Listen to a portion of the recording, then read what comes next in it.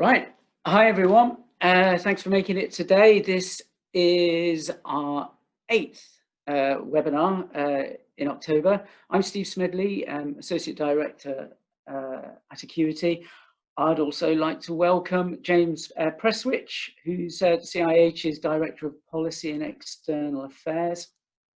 He's going to be navigating his way through a bewildering policy environment. It's always bewildering. It never stops. There's always something. So James is going to help us through that. Over to you, James. Steve, thank you, and thank you all for tuning in. It's really nice to have the opportunity to speak to you all, and we can try together to navigate our way through what's as Steve mentioned is a fairly chaotic policy environment generally across the whole spectrum of areas of government business, but housing in particular is quite complex and fast moving at the moment. So throughout the course of this presentation, I will focus on a number of key policy areas, some of which I am completely across the detail of, others are not so much across the detail.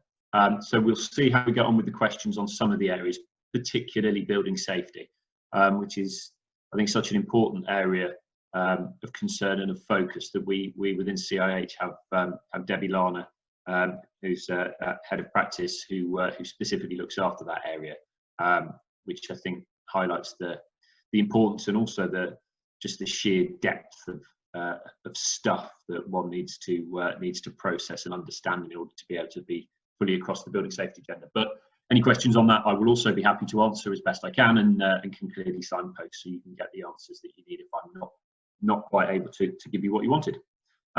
So I'll crack on with the presentation now. And first of all, we'll start off with a little bit of the background. Much of this, probably all of this, won't come as a surprise, and I certainly don't pretend to have any great foresight in this particular area. But I think the title of this slide is quite important because I get fairly tired of hearing the phrase "the new normal," which I think is probably used in the main to describe our changes in working practice, and as opposed to the kind of wider environment. But it is a phrase that grates a little bit, because I don't think there's anything that any of us would understand as being normal about the current situation that we find ourselves in. And just a couple of graphs here, which I think highlight everything that we need to know. On the left, that's the FTSE. It's not a particularly good picture, and if we have a look at that downward trend on the far right of the FTSE 100 index, I think we can fairly safely assume that we're likely to see a similar trough to that one we saw at around March time at the start of the pandemic.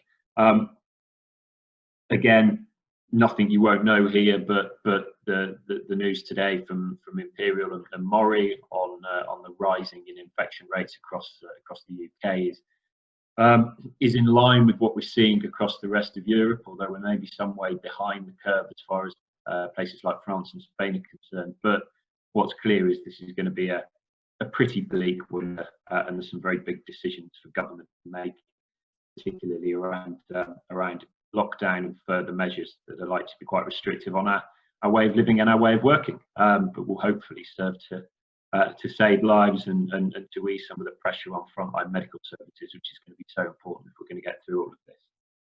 On the right, GDP, which, as you can see, basically plummeted off the edge of a cliff at the start of the pandemic, and is unlikely to improve too markedly over certainly the course of the next few months, and probably until we have a vaccine, whenever that may be. So that's the context. As I say, nothing there that should surprise anyone. But what, of course, that does do is that impacts on the politics in some quite extreme ways. I think really good, compelling graph, and there won't be too many other graphs in this presentation, but I think something like this is really important for the context. it's been a quite extraordinary period in Westminster, really. I mean, it has been since 2008. When you think about 2010 election, we had a coalition government, we had Scottish devolution, we had Brexit, we had the 2015 election result, which was unexpected. We had May's election result.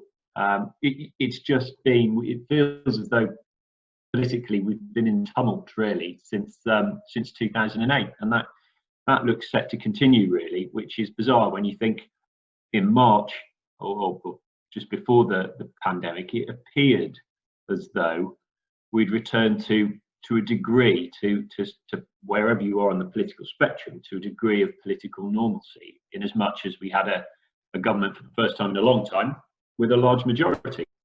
We had a prime minister, and again, whatever people's views are and wherever people are on the political spectrum, we had a prime minister that had a big mandate from the country to enact the kind of things that the election was fought on. So in the main, Brexit, and let's not forget about that in all of this. And we had an opposition that probably looked as far away from power as ever, really, certainly since 2010. And then we found ourselves in the midst of a pandemic, and things have changed markedly. We are in a very uncertain political phase. We've got the two main parties largely level pegging, and we've got a government, and again, I'm absolutely not making a political point here, but we've got a government that does appear to lurch from one crisis to the next. I think we'd have thought by now, without the pandemic, that Johnson would have been well on the way to delivering the kind of Brexit that he was keen to deliver, but also would be looking to consolidate some of those electoral gains that were made in those northern red wall constituencies through his much vaunted levelling up agenda. We've not seen much of that. The big set piece through which most of that was going to be delivered was clearly going to be the spending review, which was delayed initially because of the pandemic, and has now been further delayed. So we were expecting a spending review in November. We're now not going to get that. We're now going to get what in effect is a 1-year rollover to set departmental budgets. But I think what's fascinating about that is what that does to this government's ability to be able to shape the policy agenda in the way that it wanted to do. So with no spending review in the autumn or winter, that means the earliest a spending review could come into force if it was carried out next year would be budgets from April 2022 onwards, which doesn't really, if you think about it, give the government a lot of time before the next election to do some of the major stuff that it wants to do. So obviously not related to housing here, but in particular the defence spending and the future of the defence, Britain's defence, was going to be a major issue for the government to set out its course on. That's unlikely now to happen. Dominic Cummings in particular is very keen to enact civil service reform, and again, people have views on the rights or the wrongs of that approach. But again, the spending review, the lack of a spending review, limit the opportunity for Johnson and Cummings to be able to enact the kind of far-reaching reform of the civil service that they wanted to do. And what does this mean for the levelling up agenda in particular? There's a sense, I think, and again, I don't claim any particular unique political foresight here, but there is a sense, I think, that the North has largely been sacrificed to keep the South open. Again, whether people agree with that or they don't, that's very much the way the narrative is starting to be formed. So there's some big questions for this government, and some big decisions to make in the policy space across the whole sphere of government business. But in a funny kind of way,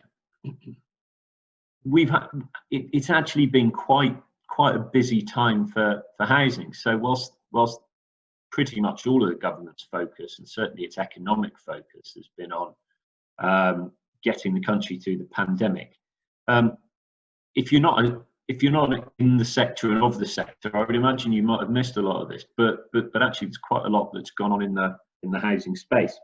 And I want to start off. I'll talk to each of these points in turn, but wanted to start off with what really was the big headline announcement, which was the detail on the new affordable homes programme. So, considering the focus of the government, and indeed the focus of Robert Jenrick, the Secretary of State, has been very much on the pandemic, it was very difficult for government to do anything other than push ahead with the funding announcement and the detail on the affordable homes programme. In the main, because we were approaching a cliff edge, whereby without the certainty of a new programme, boards were going to be increasingly reluctant or unable, in fact, to commit to the kind of funding decisions that they needed to make to continue to build. So there was a real question mark over the pipeline of affordable housing as a result of that kind of continuing uncertainty. So government did what absolutely needed to be done, which was to announce the details and launch the new affordable homes programme. I mean, clearly from a political point of view, the AHP is also central to government being able to deliver their own housing ambitions, which match the May administration's ambitions to build 300,000 homes a year. And I think it's important here to, not just for the purposes of political balance, but it's important, I think, to give the government a degree of credit here about the way in which the new affordable homes programme is structured. It is an increase. It's the biggest in cash terms for a decade. Total envelope of 12.2 billion to provide 180,000 homes. For boards of housing associations in particular, it provides some certainty. And the announcement on the expansion of longer term strategic partnerships is also to be welcomed. So there's some good news there, and it's important to reflect on that. Probably the other key thing about it, which I think again is to a degree is a positive, is the focus on social rent, at least in part. It's not too long ago that we had affordable homes programmes with no social rented element whatsoever. We've now got one which puts social rent on an equal footing with affordable rent, and again that is to be welcomed. But I think there's been some significant concern voiced in the sector around the focus on shared ownership. So half of the programme would be targeted towards shared ownership. There's some issues there around how counter-cyclical that makes the programme. It feels to me as though it very much leaves the programme open to the vagaries of the market. Although there is a degree of local flexibility for Homes England to be able to determine the split on developments and what grant funding goes towards, which again I think is more positive than quite a centralist top-down approach. But if I take those first two bullet points in turn, really, it's some of the changes in particular to the shared ownership lease and to the design of shared ownership that is causing some concerns. So on the face of it, I think for someone looking to get into shared ownership, to buy a stake in a property, some of those changes seem good and do seem quite consumer focused. So reducing the minimum share to 10% from 25% lowers the barrier to access.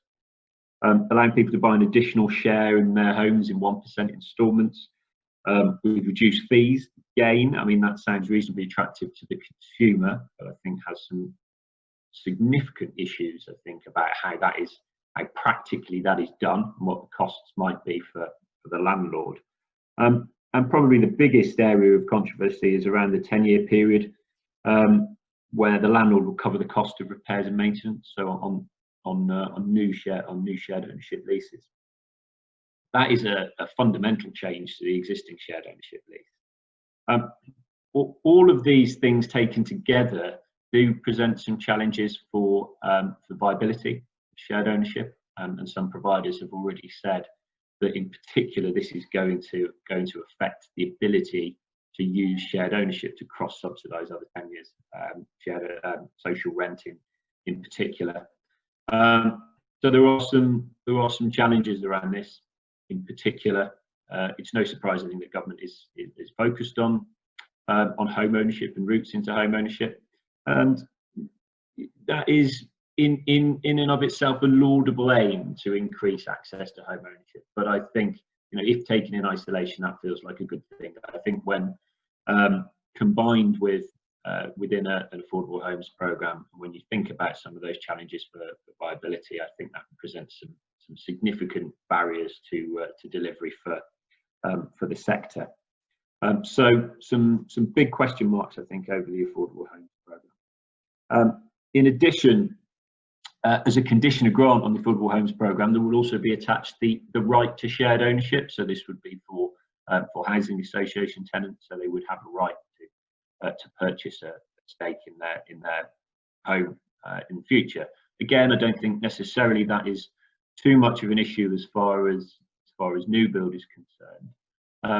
But I think if the Secretary of State was minded to try and pursue a deal with the sector to roll that right out to existing tenants, to tenants of existing stock, that could well be problematic, and that could really start to undermine viability and have a particular impact on putting properties into charge. So that does seem as though there's an inherent unfairness there, which is that tenants of these new build properties will have the right to shared ownership, whereas tenants of older properties won't, and that is a challenge that I think people will need to think very long and hard about how that's managed over the coming years. So that's the affordable homes programme. Talked a bit about shared ownership as well as part of that, and don't necessarily want to go into too much more detail on that. But I think what's very clear is that certainly Treasury at least, and possibly number 10, there is a view that through the affordable homes programme, the government's done housing as far as delivery, as far as new supply is concerned, and I think that would concern me in the main, because it seems to me as though we might not be too far away from a housing market downturn as we continue to struggle through the pandemic, and again, it feels to me very sensible that in order to drive the country's recovery from the pandemic, from the economic downturn, investment in new and in existing homes, and in particular in new and existing social homes, seems like a really sensible way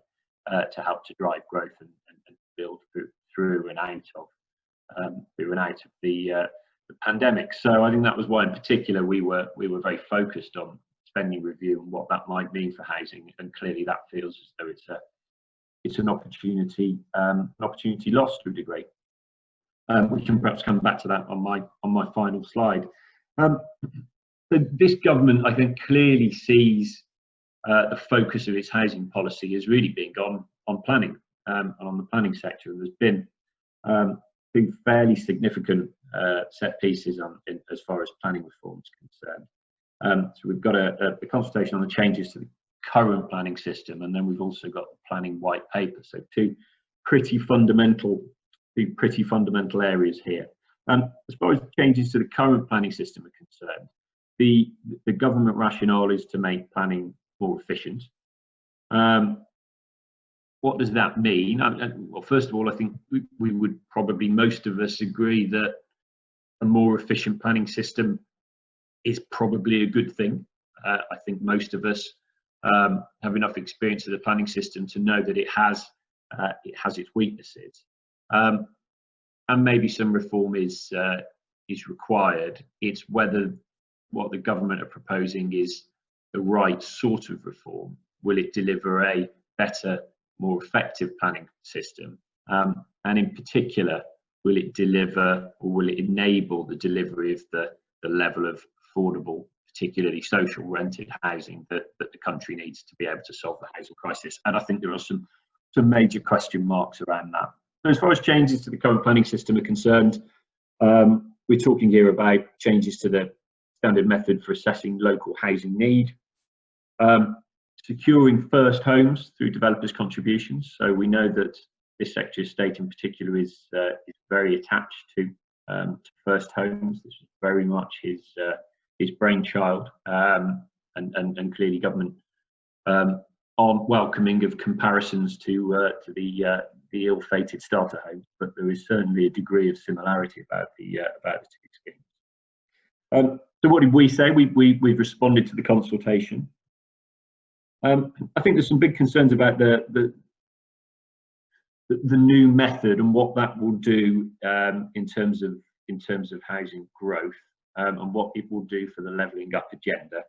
There's been some modelling by a number of planning consultancies, Lichfield's being the most widely shared, which shows that the new method would lead to a continuing concentration of housing growth in London and in the southeast, with areas of the north and the Midlands, so the areas that you would naturally assume government are focused on to look to level up, actually flatlining, or in some cases substantially decreasing. So you could argue that these reforms would actually undermine that levelling up agenda as opposed to help facilitate it and drive it.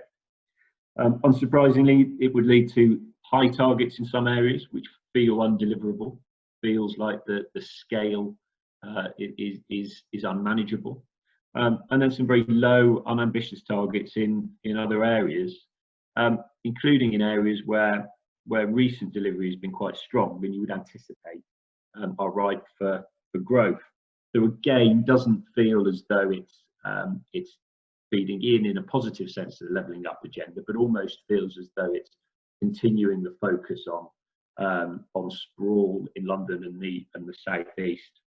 There's also a lack of detail on what will happen to a more strategic cooperative approach to planning in the main, because the duty to cooperate between local authorities will be removed. So some fundamental challenges there, really. On first homes in particular, which I mentioned at the start, I think there's some issues there around the blanket imposition of 25% of starter homes on developments. And there's also some big questions here about affordability. There's some analysis that's come out either yesterday or today. I've only had sight of it briefly this morning from Savills, which focuses on first homes. And it looks to me as though first homes in parts of the country of particularly high demand will remain incredibly expensive when you factor in the need for a 15% deposit in particular. So does it really help to incentivise home ownership? I think there's some big questions to ask about that, and I'd also make a similar point around the counter-cyclical argument, which is if we face a housing market downturn, demand for new build homes drops, are we going to end up in a situation where we have lots of first homes left unsold, homes that could be better repurposed for social or affordable rent? We've also had the housing white paper, which sets out the government's grand vision for planning for the future. Some of the criticism of this has been that it almost feels like a return to a more centralised top-down approach for planning. And I think the big challenge here for the government is actually whether they are going to be able to convince, in particular, Conservative-controlled local authorities that this is the way to go. And again, I don't think this is any great secret, but what seems to be happening at the moment is the government seems to be getting some quite serious kickback from its own membership about the proposals here, and about that perceived lack of loss of local democratic control over the process. So planning for the future is the white paper. In the main, this feels like a simplification of the planning system, so categorising land into either growth, renewal, or protected. Something else that this Secretary of State is particularly concerned about is building beautifully, so planning for beautiful and sustainable places. I think there is some concern that beautiful design is often in the eye of the beholder. I don't particularly find mid-90s mock Tudor 4-bed detached houses to be beautiful. Other people may think that they are absolutely the pinnacle of post-war beauty and post-war design. So I think that's an important point in just highlighting that particular area as well. And there's going to be an introduction of a new combined infrastructure levy that's going to replace SIL and Section 106. So I think this is a concern. Last year, I think around about half, it might be 48, it might even be 51%, I can't quite recall, but around half of all social rented homes are delivered through Section 106. Section 106 goes, I think there is a risk to delivery of affordable homes. And I think the main concern that we've got about the proposals and about the white paper is a real lack of detail on what these proposals are likely to mean, and a real lack of an underlying evidence base for why government have made some of the decisions that they've made and set out in that white paper. Also, nothing in there about, and this is probably the thing most of us who have contact with local authority planning teams will be mindful of, nothing in there about adding additional burdens on under-resourced planning teams. So it feels to me as though planning teams in many local authorities are working at or beyond capacity, and without significant additional investment, it's going to be very, very difficult for those planning departments to continue to operate and function in the way that we would like them to. So that's planning reform. I said there was a lot going on, and there is. Next, I wanted to talk about the housing white paper. So what is there to say on this? Well, I could talk for hours on this, and it would all be rumour, and some of it may turn out to be substantiated at a later date. Other areas of it may not. So I will try and avoid rumour and stick with what we know and what we can reasonably assume will feature as part of the white paper, the housing white paper, which has been in gestation for some considerable time. So this was just for some historical context. This was really a key cornerstone of government's response to the tragedy at Grenfell, and for setting out a vision for the future of social housing that in particular took account of residents and ensured this, and was designed to ensure that their views were taken into account and informed the way that landlords would manage their stock and would involve tenants in that process. We think the white paper is due to come out back end of November. That feels pretty certain, but we've been here before, probably every year for the last 3 years, and it hasn't happened. So I am loath to put my cards on the table and say we will definitely have a white paper by the end of November. But I think we can assume at this point that that's likely to be the case. I think we can also assume that where we get to will have been heavily influenced by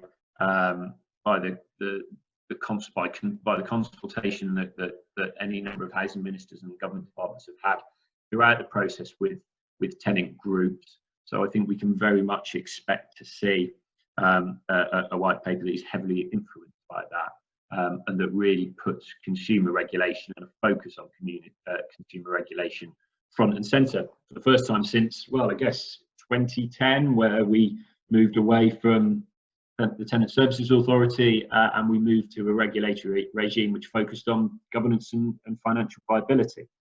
I think so we can expect a beefed up, enhanced focus on consumer regulation, but and I don't want to try and preempt what that might look like. But what I wanted to talk about was what I see as some of the challenges, some of the steps that government and indeed the regulator will need to take to get to a point where the white paper is implemented. So, I mean, first of all, it feels as though So the white paper could be published in November. It still feels as though it could be quite a lead in time before we get to the new world of consumer regulations. So if you look at the existing consumer standards, I mean, they feel very much of their time, written by a Labour government, and with a focus on that and the kind of language that you would maybe expect from early part of this century. So the standards will clearly need to be consulted and redrafted. We've got a regulator that is focused on financial regulation and governance. That's again clearly going to need to. There's going to need to be a shift in terms of skills in order for the regulator to be able to effectively regulate in this space. There's also going to be a degree of overlap as well with the housing ombudsman, who've got an increased role and an increased public profile as well. Really, after years of, I don't think this is unfair, after years of maybe being a little bit quiet. We've also got, and I'll focus on building safety in a minute, but we're also going to have a new building safety regulator as well. And how are those organisations going to dovetail? I guess. And how are we going to have? How do you avoid from day one the regulator of social housing being inundated with complaints from tenants? So there's an interesting point there about timing and how long that's all going to take to work through and to bed down and to come into force. There's also the local authority angle here as well, which is quite interesting. So local authorities are regulated, and there has been some pushback from local authorities who feel that they're kind of democratically accountable anyway to their tenants and their residents, and it may come as a surprise for them when they start to realise quite what this is going to mean in terms of the future regulation for them, not just for housing associations. From a sector point of view, this absolutely needs to lead to or continue to accelerate the culture change that is probably needed here, with a particular focus on complaints. I don't think I'm saying anything controversial here, but can we honestly say as a sector that we've been getting this right? Individually, some organisations absolutely have been, but I think collectively across the sector, we probably could and should have been better and more effective at dealing with customer complaints in the right way. And in part, this has often shaped the view of the sector from some of those opinion formers and some of those policymakers. So, it's the old story about the MP's postbag, isn't it? Really, which is if what an MP sees in their postbag are complaints about a housing association or a local authority landlord, that's going to colour their view.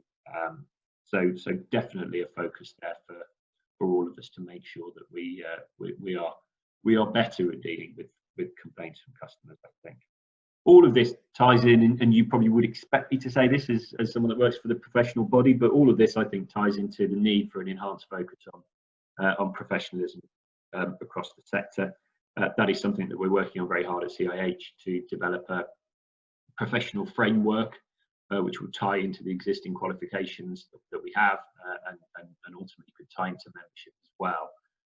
Because I think there is absolutely a need now, probably more than ever, for a professional body and an embracing of professionalism from across the sector. So building safety, I will touch on relatively briefly, as I say, because it's not an area that I have devoted a huge amount of my time to. Debbie Lana is the unashamed expert at CIH on this, and has done a great job to keep us in touch with the changes and to work with others across the sector to try and inform the changes to the landscape. I think the key things to mention here are we're going to have a building safety bill. It's likely to receive royal assent in January 2020. Pretty fundamental stuff here, really. So the key features would be the creation of the new regulator that I mentioned previously, the building safety regulator, who will have oversight for all buildings, but a particular focus through the high risk regime on buildings over a certain height that's likely to be over 18 metres. There's going to be the building safety charge will make clear what landlords can recover for building safety measures, and provide some clarity to that uncertainty that exists at the moment around leaseholder responsibility and landlord responsibility, which is a significant area of tension and indeed of worry for leaseholders. The big issue is and remains, I think, the funding of the work that's needed to make buildings safe. Government aren't in a position at the moment where they're prepared to commit to any additional money beyond that. They've already committed to remedial works. We know that the cost of putting right some of the inherent weaknesses in buildings is going to be significant, and that clearly needs to be funded. Others across the sector, and I think I would largely agree with this, have called for government to provide upfront funding to expedite that work, and then they can look to recoup later once the liabilities for that work have been confirmed. And that money should be available based on the level of risk, whereas at the moment it is based very much on a first come first served basis. It doesn't feel it quite gets the balance right. But again, a significant area here and a significant area of focus for landlords and for boards in particular. And we should, I sit on the board of a housing association as well myself, and we shouldn't assume, and I don't think many of us will now as we've worked through this process, but we shouldn't assume if we've got buildings below 18 metres that we're largely okay in this. We need to make sure we understand our buildings, and we need to make sure we're proactively working on to make sure those buildings are as safe as they can be now. The final area of policy that I wanted to focus on before I briefly just consider what this means and the kind of future for housing is the Decarbonisation Agenda. So where to start with this? You could do a whole hour just on this alone and still not have enough time. I mean, this is one of the key areas of focus, not just for the government, but for the sector at large. So 14% of emissions come directly from energy that is used in existing homes or is used in building homes. And frankly, UK housing performs pretty poorly when compared with housing stock across Europe. We're near the bottom of the league in Europe for low carbon heating in particular. So there's a lot of work to do here. There's a lot of work to do from the environmental emergency point of view, but also when you think 1 in 10 people in this country are struggling with household energy bills, they find their bills unaffordable. There's a really compelling driver for us as for social landlords in particular to act here to help ease the burden on people who are increasingly struggling to pay their bills. There's also a legal compulsion to act for the nation to act, which is that becoming net zero by 2050 has been enshrined in law by the government. So that focus on making sure that our housing stock is net zero carbon by 2050, and the focus for the wider housing sector across all tenures clearly will need to be on new homes, and probably the bigger, more significant challenge on existing homes. How do you get existing homes where they are net zero carbon? The first that I think is a particular note for the sector is 2030 in England, which is when all fuel poor homes must be made up to EPC C or above. And we know that there are across the UK there are about 19 million homes that are below that standard. So there's a significant level of investment that needs to take place to get those homes up to the standard they need to get up to. And arguably that is only a stepping stone. It feels fairly obvious that once you've got homes up to EPC level C, there will be a driver to try and go above that to B or to A. So in terms of how that's managed, the focus at the moment is very much on fabric first, which means, I hate this phrase, but I'm going to use it, which means concentrating on the low-hanging fruit. So that is things like double glazing and insulation. in the main, all the stuff that's cheaper and easiest to do. And what that's going to mean is that ultimately the focus at some point further on down the line will need to be on things like zero carbon heating systems. There's a challenge there because some of I think for landlords in particular, so how do you know you're going to back the right horse? You could invest in a particular type of heating technology, and it's like the old VHS Betamax issue that turns out to kind of wither and die and lose ground to something else. So there were some big challenges for landlords on that, on heating in particular, and that's very much why at the moment the focus needs to be on fabric first and doing all that you can to improve the energy efficiency of buildings before you make those bigger, wider, more fundamental investment decisions. This is all going to cost a lot of money, unsurprisingly. So there's quite a lot of analysis out there about what the cost for the sector is going to be. Savills did some analysis to put this at around 17k a unit for retrofitting existing homes. Raven Housing Trust in the southeast did some analysis which put it at around 20k a unit. So there are some big challenges there, and there's a couple of things to unpack there. One which I'll come on to in a minute is the need for government to provide some investment in order to get to do that. The other is around the kind of investment decisions that housing providers and social landlords need to be taking. So you can imagine an extra 20k on top for a property over its 30-year business plan could mean that quite a few of your properties are pushed into negative present value territory, will be losing money over their 30-year business plan. And I guess there may well be a driver there to say, well, we should probably look to dispose of that property. But I think the kind of moral quandary there for landlords is, but if you dispose of that property, it's likely to go into the private rented sector, you would guess. And is the work ever going to be done for that home? You know, is it better to for a social landlord to own a property that isn't performing particularly well over a private sector landlord who may not be able to invest in that property to the degree that you are? So I'm not saying what's right or wrong there. I'm just saying that is going to be increasingly a challenge, I think, for social housing landlords to grapple with, really. Government have made some policy announcements in this space around money. So there's talk about the total amount of spending across the housing sector, not the social sector, of 9.2 billion over 5 years to fund energy efficiency work. And so far we've only seen the detail on £2 billion for the Green Homes Grant, which is in the main going to be targeted at private homeowners to be able to do the work to improve the energy efficiency of their home. And we've had a £50 million announcement, which is very small beer, admittedly, for a social housing retrofit pilot.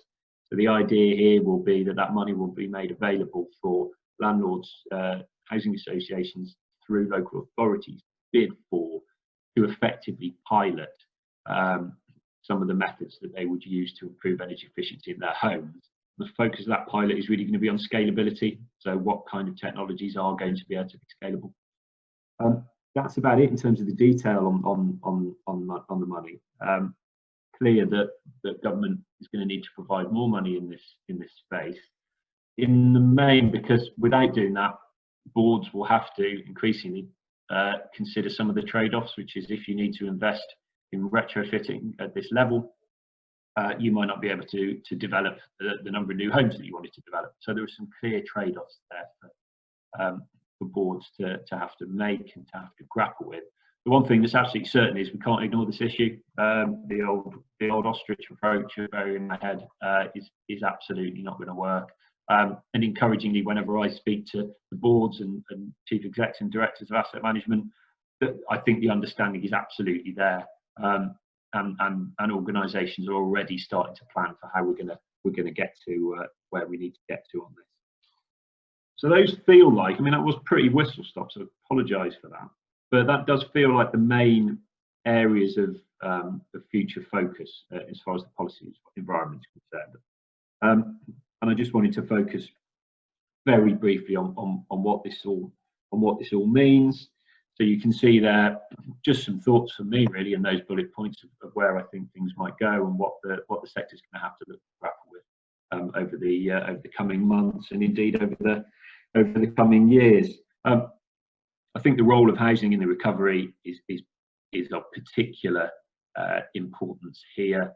I think the social housing sector is going to need to marshal its arguments and make a very compelling case to government about why housing needs to be at the heart of the recovery from the pandemic. In the main, because there are going to be any other number of sectors who are also going to be making similar, well-argued, well-reasoned cases to government about why that sector should be absolutely part of the recovery. But I think we understand why housing needs to be where it needs to be, and that centrality of the investment in affordable homes, in new and existing affordable homes, has to the future of the country. So I think that's it, Steve. So hopefully I've left enough time for some questions. Brilliant. Thanks, James. We've got a good 10 minutes. So if people can use that Q&A function at the bottom of the page to post their questions, that would be great. We've got a couple in already. Notwithstanding your caveats around building safety, James, this might be one of those questions that Debbie's better off with. Yeah. About nitrates. So this is something that I certainly haven't got wind of, but I'm assuming there's there might be specific provisions in the Building Safety forthcoming Act or whatever about the treatment of nitrates. Do you know anything about that at all? I can't claim. I'm afraid that is a level of detail that goes far beyond my knowledge of this. I can happily take that way and talk to Debbie about it. My sense is actually that's probably something that would need to be directed at a specialist in that specific area. So I would struggle to provide an answer on that, I'm afraid. Yeah, I think it must obviously be an issue that particularly affects the southeast, the south coast, because along the lines of what you're saying, there's so many competing demands here on housing association resources, not least of which we've probably got people organisations will need to beef up their response to consumer regulation, as well as try and build, as well as make their existing properties safe, as well as hit the environmental targets. So yeah, I think it sounds like a good idea for us to probably get Debbie along, I think, at some point, to just do a focus just on the building safety side of things. That would be good. So yeah. Anne, you'll have to bear with us for that. James will look into it, and we'll post something on our website once we've got that response. So picking up that on the environmental side of things, Glynis is just saying, could you just repeat the date for making all EPCs or the target for getting EPCs to a C rating? Yeah, so that's 2030, but that is for fuel poor homes, but specifically. Although there is going to clearly be a wider driver to get, frankly, to get as much of your stock up to that level as possible by 2030. And I think here that the challenge for many landlords is, well, do you do just enough to get homes up to EPC C, or do you think that actually that is probably just going to be a stepping stone, and that if we want to get to a net zero carbon housing stock by 2050, you're going to need to go above and beyond that? I haven't got an answer to that. That's going to be a decision individually for boards and for directors of local authority housing departments to make, but that to me feels like a significant challenge. So how far do you go? Yeah, okay, thanks. And again, this might be one for Debbie, but I think in the existing way that SAP methodology works, I think there are still some unintended consequences in that we're trying to get everybody away from gas, and I think all new buildings from 2025 shouldn't be using gas. And yet I think the SAP methodology, as it currently stands, still would rate, say, a gas heating system over other forms. So have you got wind of any change in the methodology being afoot? I haven't, but I think that's a really good point. We've almost, you know, gas is tried and tested technology, and gas boilers are incredibly efficient at the moment. You know, we've almost, through that process of evolution, got to a point where the performance of gas boilers, new gas boilers, is absolutely phenomenal, and there has become that reliance and that dependence on them across the housing stock. So how many of us, when we're thinking of having, you know, that own our homes, when we're thinking of what we're going to do in terms of improvements, think, oh well, we need a new boiler, and how many of us look beyond gas for that? Not many. And this is the challenge. You know, gas is a tried and tested technology. People know it, they understand it, they know how it performs. It performs well in terms of doing what you want it to do as someone living in a home. It heats your home, it provides fuel for cooking in a really, really efficient way. And it's going to take a significant change in mindset, I think, for people across housing tenures to look beyond gas for the future of how they're going to heat their homes. Yeah. No, agreed. And Chris and Andrew have just come back on something that you said previously about fuel poor homes. Basically, how are you defining that? Yeah. So I think this is related. I think I'll seek some further clarification on this, but I think this is related to the people living in the homes, as opposed to the homes themselves. So the EPC obviously relates to the home.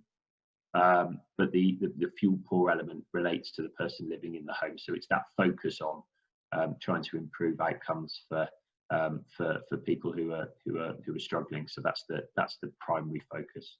But clearly, it doesn't take an enormous leap to realise that in order to get to where we need to get to by 2050, that level of investment is going to have to be carried out across your stock at some point.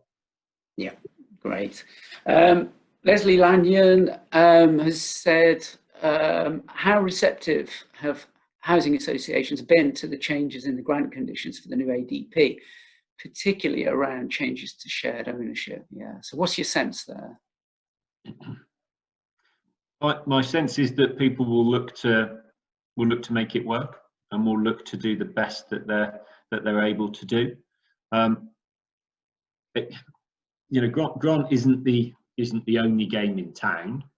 You know, increasingly, as we know, over the last 10-15 years, organisations have looked to cross-subsidise through sale of shared ownership and market sale properties to be able to fund development. So the sector isn't as grant dependent as it has been in previous times. But for some organisations in certain parts of the country, in particular, grant will remain the only game in town, really. So there is a decision again for boards to make about whether they will be able to live with those conditions of grant, particularly as far as shared ownership is concerned. And I think ultimately, if organisations want to continue to build, they will look to make it work. We've got a sector that's, you know, I think this is one of the best things about the sector. We've got a social housing sector that seems to me uniformly pretty committed to, very committed to solving the housing crisis. And I think we'll act in a pragmatic way, and we will make it work, albeit I think it's very important, particularly around shared ownership, that the sector continues to make the case for government about why maybe some of those changes are going to impact on cross-subsidy in particular.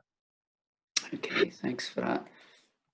And Anne Taylor's just come back on the fuel poor issue, saying, so that sounds like it could be everybody on pension credit, or I guess universal credit as well, or, you know, other forms of benefits would be potential catch-all for people that are fuel poor, as it were. Yeah, and presumably, I will come back with some further clarification on that, Steve, because presumably also can change over time based on someone on improvements or in someone's circumstances, or if someone's circumstances take a bit of a hit. So yeah, let me come back with, what I will try and do is I will try and get as much as possible a clear definition on that. Yeah, fab. Okay, thanks for that. And yeah, Gary Lucas is saying, what do you reckon the likely sanctions might be for failing to meet the EPCC target or other decarbonisation targets? Well, I guess that's a great question. I mean, I guess ultimately, you know, we need to move to a net zero sector by 2050, which is enshrined in law. I mean, those of us that have been around a while and will know that government targets have a habit of stretching out and getting pushed back. And of course, a government that imposes a target in 10 years' time is unlikely to be the government that's around at that point. So I mean, that's a long-winded way of saying I don't know. What I would say is we should look to make as much progress as we're able to make in making our homes as energy efficient as possible. There are significant benefits for us as landlords as far as the efficiency and the performance of our stock's concerned, but also as social landlords, there is a huge driver there on doing whatever we can to try and make sure that we're able to reduce the energy bills of our tenants' homes as well. Okay, thanks. And my understanding is, anyway, with this EPCC target for 2030, is that's almost like it's a sector-based target anyway, like an aspirational thing that people have signed up for, I believe, rather than anything enshrined with sanctions. Yeah. Right, I think we're almost up to, I think we've got just a few seconds left. I've got a quick question for you. Yeah. Has the CIH, in its dialogue with the government and government departments, has it got wind of any social and economic policy that might have been in the offing in terms of levelling up?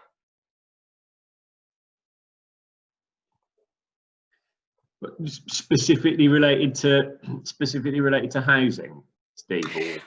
Yeah, especially specifically related to housing, but if there was any wider social policy issues that could have been on the cards. I mean, obviously we've been stymied by the spending review, bowling us a bit of a googly, as it were. Yeah. But was there a conversation forming, I guess, about the kind of policies that they might put in around levelling up? Well, my sense was and has been that the focus was likely to be on physical regeneration, and I think there's a degree of political expediency around that, which is the most visible sign of levelling up. So town centres and renewal of town centres in particular. I think, and again, not making a political point, I think we've got a Prime Minister that traditionally, if you look at his record as London Mayor, was very drawn to large-scale infrastructure projects. And again, those are very visible ways of demonstrating that you are looking to level up the country. I think what I haven't seen, and this isn't to say it wasn't being formulated, what I haven't seen